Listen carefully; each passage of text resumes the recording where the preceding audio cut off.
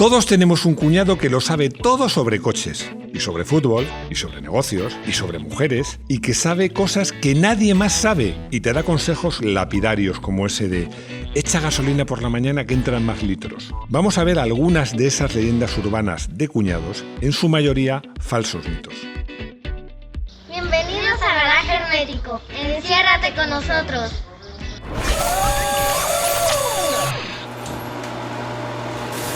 No quiero ser polémico porque seguro que hay cuñados que son tíos estupendos, sensatos, simpáticos, prudentes. Bueno, eso me han dicho. Yo no conozco ninguno. Bueno, sí, porque yo, que he sido cuñado, pues soy un tío estupendo. Bueno, bromas aparte. Sí que es cierto que hay la figura del cuñado sabelotodo, nos viene muy bien para hablar de falsos mitos, porque hay muchos falsos mitos sobre el mundo del motor. Por supuesto, y como siempre, yo he elegido unos cuantos. Iba por 12 y en vez de buscar uno más, he quitado 2. No quería volver otra vez a ese número de 12 más 1. Pero bueno, yo creo que este vídeo se presta a una segunda parte, porque seguro que todos vosotros que tenéis cuñados que saben un montón, tenéis un montón más de falsos mitos. Yo, para empezar, os voy a contar, no es un falso mito, es un hecho, no sé si llamarlo anécdota, pero un hecho real. Recuerdo, yo era adolescente, todavía no tenía carné, y mi primo se compró entonces, lo que era entonces un cochazo, como si ahora te compras un GTI guay, un SEAT 1430, un coche de 75 caballos, además pintura metalizada, que entonces era lo más de lo más. Bueno, mi primo se había sacado carné, pero todavía no se lo habían dado, porque en esa época tardaban bastante, desde que aprobabas hasta que te daba el carné. Y me invitó a dar una vuelta. Como él no tenía carné, yo tampoco, pues llamó a su cuñado. Bueno, su cuñado que era pues el típico cuñado sabelotodo. Yo recuerdo que salimos en el coche y me llamaba la atención que metía primera, segunda, subía mucho de vueltas en segunda, ¡pum! Y luego metía cuarta. Bueno, y eso lo hacía repetidamente. Y ya le pregunté, oye, pero ¿por qué no usas la tercera? Y él me dijo, hombre, todo el mundo sabe que los coches en tercera gastan mucha más gasolina. Me hizo mucha gracia, le pregunté por los argumentos y bueno, después de mucho insistir me dijo que se le había dicho un mecánico que había trabajado en la Fórmula 1. Bueno, evidentemente los coches no gastan más en tercera, es una chorrada como un piano. Pero bueno, nos sirve de introducción para estos falsos mitos que muchos de ellos nos habrán contado nuestros cuñados. Para los que penséis que esta idea es muy buena, que es muy buena, pues no me voy a atribuir el mérito. El mérito es de el que considero buen amigo mío, que es Antonio Runa. Antonio Runa, algunos le conoceréis, porque es la persona que creó y lidera un podcast que se llama La órbita de Endor. Un nombre que me encanta, por cierto. Es un podcast sobre cine y cuando hay cosas de cine y de coches, pues me llaman para colaborar con ellos, cosa que hago encantado. Debo de deciros una cosa, que no os aconsejo este podcast, la verdad es que no los aconsejo, porque tiene dos problemas. El primero, que es adictivo. En cuanto escuchas uno, te pones a escuchar uno tras otro y no paras. Y el segundo problema, que oyes un podcast sobre determinadas películas o series de películas y quieres verlas o volver a verlas. Así que ya sabéis que si lo oís, pues vais a oírle muchas veces y vais a ver muchas películas. Pero bueno, Antonio, es idea tuya, te dije que haría el vídeo, así que aquí lo tienes. Y vamos al lío y vamos a empezar con estos 10 falsos mitos. Cuidado, entra el turbo. Este es un clásico, esto de que el turbo entra cuando menos te lo esperas y hace que el coche se salga o pasen cosas malísimas. Es un clásico. Yo me acuerdo cuando hacía el consultorio de una revista que entonces era líder de ventas, pues me llegó una consulta que me decía, es que iba en mi coche, por supuesto, un Renault 5 GT Turbo, que tiene una leyenda negra con este tema abrumadora, y llegó un semáforo y a pesar de poner punto muerto, entró el turbo y me choqué con el de delante. Bueno, primero, o sea, lo de poner punto muerto en un semáforo me dejó a cuadros, pero que en punto muerto culpara que había entrado el turbo me parece alucinante. Esto no sucede, los turbos no entran así como así. Es una chorrada. Sí que es cierto que puede pasar en turbos, además os hablo antiguos, que tú levantes el pie del acelerador y hay una pequeñísima inercia. Eso sí puede pasar. Pero eso que de repente entra el turbo y te saca el coche y hace que patine, eso no es cierto. En conclusión, eso de que un turbo te puede entrar en cualquier momento es falso. Me ayudó el rey, que iba en moto. No me he resistido a poner este falso mito. No me he resistido porque me divierte mucho. Os confieso que es ochentero, o sea que los más jóvenes no lo habréis oído. Incluso algunos pues que no seáis de España tampoco lo habréis oído nunca. Pero era muy corriente. El que ahora es rey emérito, porque ya está jubilado y no atraviesa buenos momentos, por cierto, tenía una afición reconocida al mundo del motor y en concreto a las motos. Iba en moto, de hecho hay fotos de él y vídeos, le gustaban las motos bastante. Y mucha gente contaba, muchos cuñados, pues tú fíjate, una noche se me estropeó el coche, de repente para un motorista y se quita el casco. ¿Y sabéis quién era? Era el rey. Y me ayudó porque es muy simpático. Bueno, yo aparte que es obvio que es falso, pues es que además tuve oportunidad de charlar con el rey emérito, cuando todavía era rey, un par de veces en recepciones que nos hicieron a periodistas y me atreví a preguntarle y no me respondió, pero se rió un montón. Bueno, como podéis suponer, este leyenda urbana de cuñado es falsa. Cambia el aceite cada 5.000 kilómetros. Este falso mito, porque ya os anticipo que es falso, es una rémora. ¿Por qué? Porque no hace tanto, me voy a remontar a los 70 más que los 80. Era una buena medida. Cambia el aceite cada 5.000 kilómetros. Incluso había coches que te recomendaban cambiarlo cada menos. Pero hablamos de coches que bueno, pues eran antiguos, que se pasaba combustible y gases al aceite, que los aceites no eran lo que eran. Bueno, era otra cosa. Salvo coches clásicos, coches de competición o coches de un uso muy intensivo, cambiar el aceite cada 5.000 kilómetros es una estupidez. Los coches modernos cuidan el aceite, pero es que los aceites modernos, los aceites sintéticos, duran una barbaridad. Hicimos pruebas de hacer un análisis a un aceite que tenía 30.000 kilómetros y estaba en plena forma. Así que cambiad el aceite cuando os recomienda el fabricante. Y bueno, también os digo, cambiar cada 5.000 kilómetros hace daño a tu bolsillo, nada más, pero es tirar el dinero. En resumen, que cambiar el aceite cada 5.000 kilómetros es muy recomendable, es falso. Los tracción total son más estables. Que los coches con tracción total son más estables, aquí ya nuestro cuñado, bueno, pues como diría un gallego, depende. Os lo voy a explicar. Primero, ¿qué es estabilidad? Todos entendemos por estabilidad la capacidad de pasar rápido por las curvas, rápidos y seguros, claro. Bueno, pues en una curva, por ejemplo, de autopista a velocidad estabilizada, es decir, que entras más o menos a la misma velocidad que sales, o autopista o una carretera rápida, da igual que sea tracción total o no. Importa el peso del coche, el centro de gravedad, que tenga una buena suspensión, tanto por amortiguación como por diseño, los neumáticos y el tamaño de llanta. Eso importa y hace que el paso por curva sea más alto o no. Que sea tracción delantera, trasera o total, no importa. Así que podemos decir que esta frase, que los coches de tracción total son más estables, es falso. Hemos dicho que este falso mito es falso, pero no todo está dicho en este tema.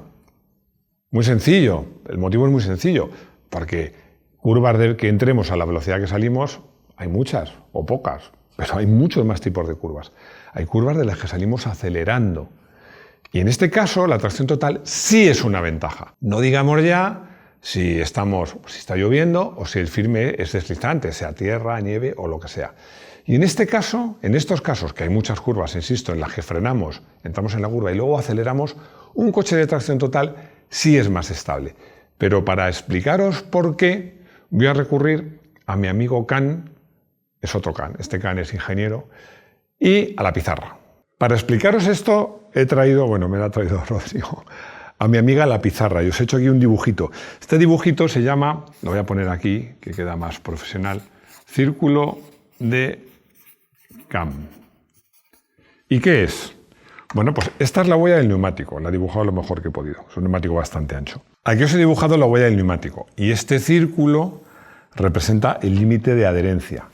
Límite de adherencia, pues cuando vamos hacia adelante, cuando tomamos una curva a un lado o a otro, o cuando frenamos. Es decir, el neumático agarra hasta este límite. A partir de aquí pierde la adherencia, por aquí igual, y por aquí igual, y por aquí igual. He dibujado un círculo. La adherencia del neumático no es exactamente así, porque a veces tiene más adherencia hacia adelante, hacia atrás o hacia los lados. Pero bueno, para lo que os quiero contar, sirve. Vamos a suponer que arrancamos muy rápido.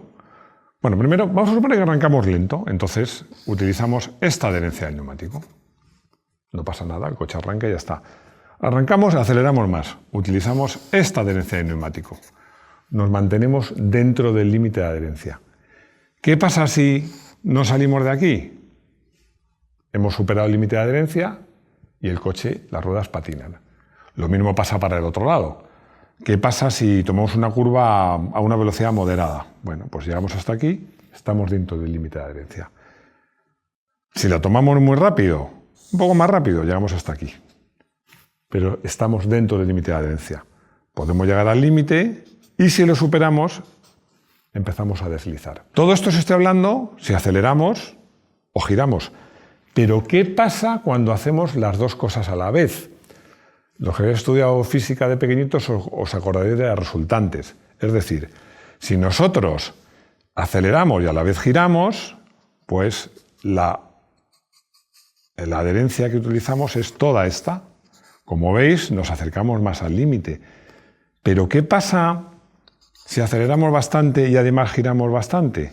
Que la resultante, aquí ya nos hemos metido en un problema. La resultante se nos sale del límite de adherencia. Esto es muy fácil de entender. Si tú estás acelerando muy fuerte, es decir, estás llevando el neumático muy cerca de su límite y además giras, claro, de repente a esto le sumas esto. La resultante se te va fuera. ¿Qué quiere decir esto? Que la adherencia del neumático es limitada. Si tú la usas solo para acelerar, solo para frenar o solo para girar, como os decía antes, en una curva a velocidad estabilizada. Da igual que sea tracción total o no.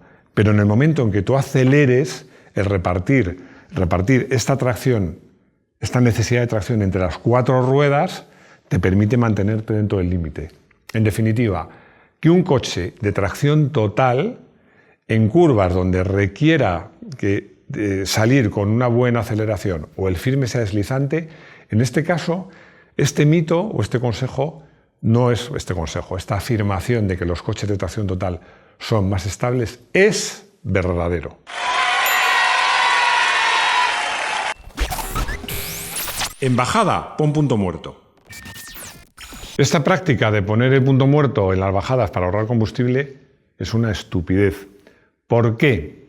Bueno, primero porque en un coche con inyección, cuando tú bajas, es decir, cuando el coche empuja el motor, el consumo es cero. No es que sea lo mismo que a ralentí, no. La inyección se cierra completamente. Pero es que en un coche con carburador, pues gastaría lo mismo que a ralentí, es decir, no gastas menos. ¿Sí gastarías menos? Sí, al llegar a la bajada, pones el punto muerto y quitas el contacto. Cosa que no hay que hacer jamás. Muy sencillo, el motivo es muy sencillo, porque es que si quitamos el contacto nos quedamos sin servofreno y sin servodirección. Yo os voy a contar una anécdota rápida. En una tienda, la tienda que os hablé que estuve trabajando de coches usados, había una rampa y bueno, había que mover un coche, a bajarle de la rampa y meterlo. Entonces estábamos hablando con el cliente y le dijimos a la secretaria, ¿te importa bajarlo tú? Bueno, la chica llegó. Era una chica, no quiero ser machista, podría haber sido un chico. Sexo es lo de menos. El hecho es que pensó, bueno, para moverle 4 metros, ¿para qué voy a arrancarlo? Bueno, pues sin arrancarlo, quitó el freno de mano y cuando fue a frenar no tenía casi freno porque no tenía servofreno y la dirección fue incapaz de moverla y se empotró contra la oficina. Así que este mito, el mito de que para ahorrar combustible hay que poner punto muerto, es falso. Los diésel van a desaparecer. ¿El mito de que los diésel van a desaparecer? Es verdad, desaparecerán, no sé si dentro de 20, 30, 50, 100 años, pero desaparecerán seguro. Pero no va a ser ni mañana ni van a ser antes que los de gasolina. Mucha gente dice, no, es que el diésel contamina más. Hay quien dice, no, contamina menos. Bueno, hay un redondeo, decir que los diésel antiguos contaminaban más y los de ahora contaminan menos que los de gasolina. Pero realmente lo exacto es decir que contaminan distinto. Yo le voy a explicar muy rápidamente, ya lo hice en otro vídeo. Los motores de gasolina trabajan con una relación aire combustible muy precisa, se llama mezcla estequiométrica, es de 14,7 gramos, no volumen, hablamos de masa, gramos de aire por 1 de gasolina. Esto hace que la combustión sea más completa y, entre comillas, más limpia. En cambio, el diésel trabaja con exceso de aire. Esto es bueno para muchas cosas, pero hace que no se acabe de quemar todo bien. Además, también interviene el tipo de combustible que es, con lo cual se emite menos CO2 que un coche de gasolina. Sabéis que el CO2 es el gas que provoca el efecto invernadero, pero a cambio pues salen óxidos nitrosos, óxidos sulfurosos y partículas. Pero esto era antes, porque los modernos diésel, sobre todo los que tienen el aditivo este AdBlue, y unos catalizadores estupendos y filtro de partículas, los motores diésel contaminan incluso menos que los de gasolina. Así que eso de que los diésel van a desaparecer muy pronto y antes que los motores de gasolina es falso. Por debajo del límite no afecta. Muchos dicen, muchos cuñados, me voy a seguir metiendo con los cuñados, que cuando consumes alcohol, si estás por debajo del límite, estás seguro al 100% porque no te afecta. Yo antes de contaros si es verdad o mentira, os voy a contar una historia. Rodrigo se enfadará conmigo, pero es un poquito larga, un poquito.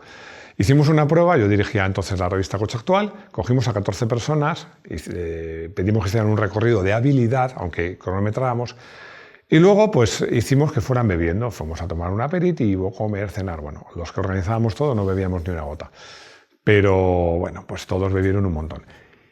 Al final de la jornada había gente que daba positivo, es decir, que daba más que el límite, y gente que daba por debajo. Bueno, la gente que daba por encima, que algunos estaban, voy a ser sincero, medio pedos, bueno, pues hicieron el recorrido cometiendo muchos errores. Pero aquellos que no llegaban al límite, y había gente que había bebido un montón, pero por su constitución no llegaban al límite, hacían el recorrido mucho más rápido, pero cometían muchos más errores. Yo les decía, oye, cada cono es una vieja, cada bloque es un coche, da igual.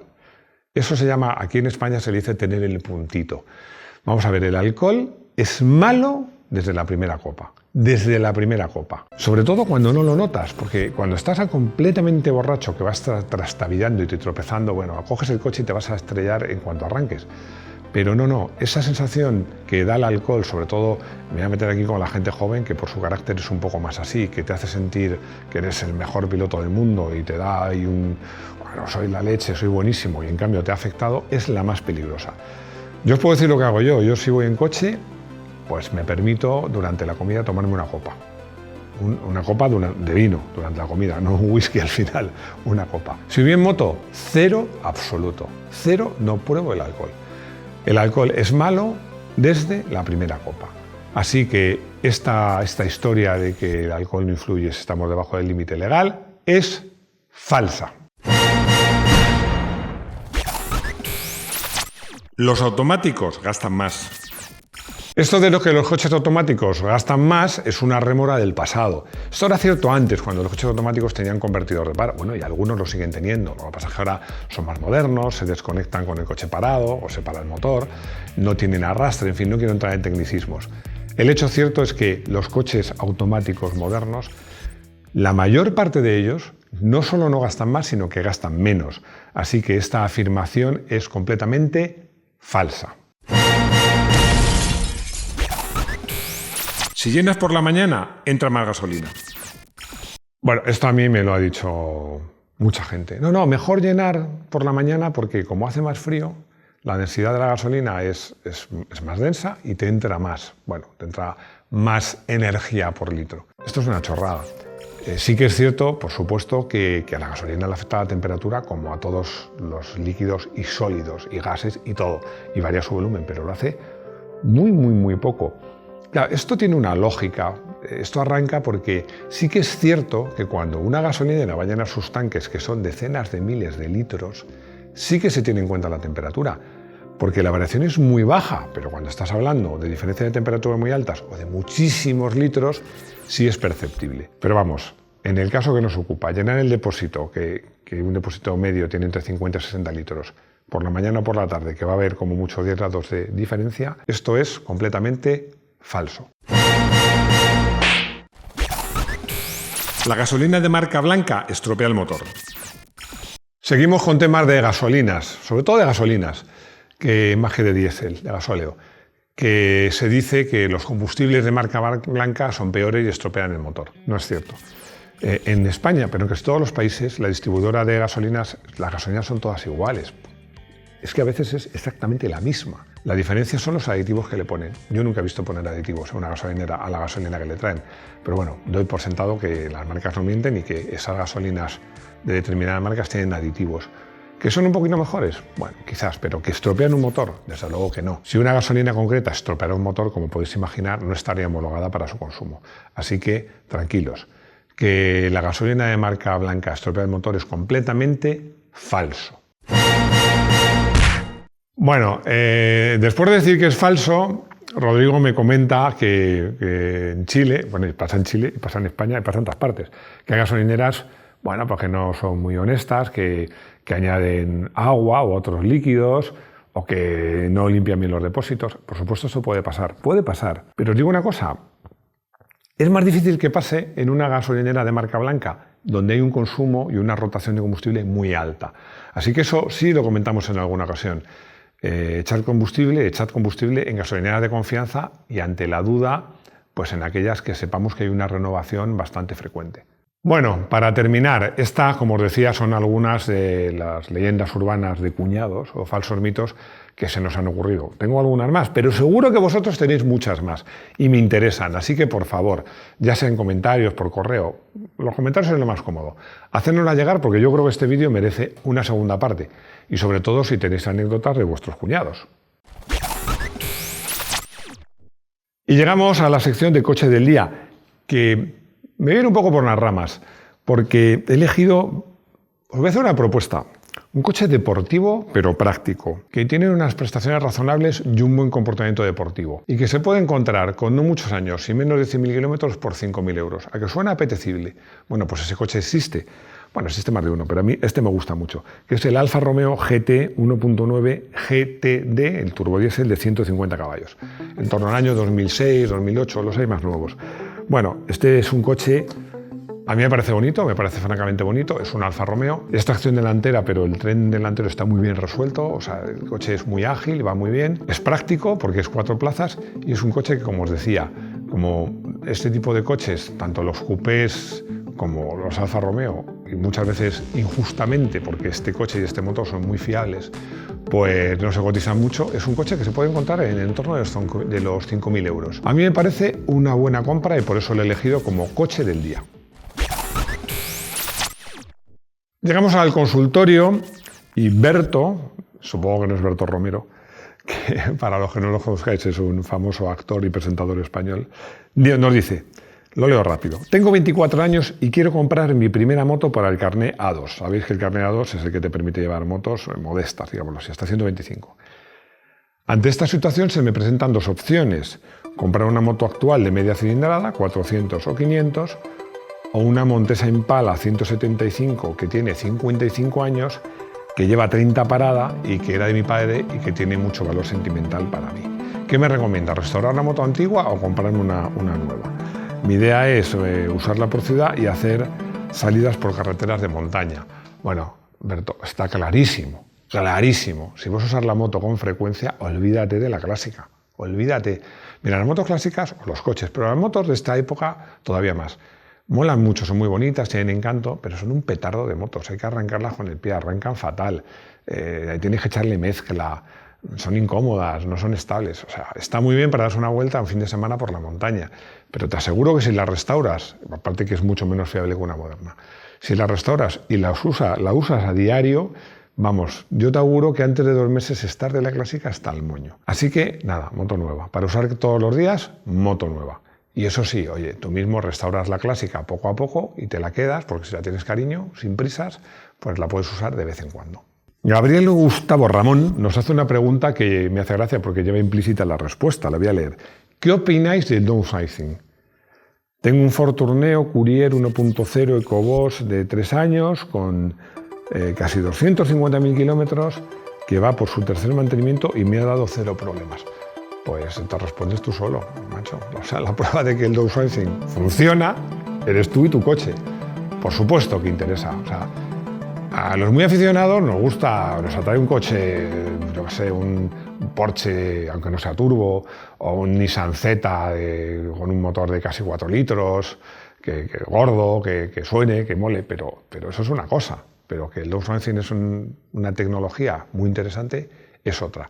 Yo creo que es muy interesante y te digo, la prueba eres tú. Ya hemos llegado al final de este vídeo, pero no lo puedo despedir sin antes contar una idea que me ha dicho Rodrigo, que me parece fenomenal. Vamos a hacer un vídeo sobre falsos mitos acerca de las mujeres al volante. Ojo, falsos mitos acerca de las mujeres al volante, que seguro que se nos ocurren un montón. Muchos, muchos. Además, yo tengo no solo mitos, tengo datos acerca de las compañías de seguro que, como os digo, saben de verdad qué conductores son más seguros y menos seguros. Así que os adelanto que va a haber sorpresas. Pero yo espero vuestras propuestas y vuestros comentarios. Ya sabéis lo que os digo siempre, me gustan los comentarios, por favor suscribíos. Estamos ya a la borde de llegar a los 200.000 y nos hace mucha ilusión, mucha ilusión. Y bueno, pues además si os suscribís, dais a la campanita, os avisamos del próximo vídeo. Y bueno, pero ya sabéis que para nosotros lo más importante es volver a veros. No será en este estudio, que es un estudio provisional. Bueno, el estudio no es provisional, el decorado sí. Estamos preparando otro más chulo que espero que os guste. Pero como os decía, que espero veros de nuevo en este estudio o en otro, en nuestro garaje hermético. Hasta pronto.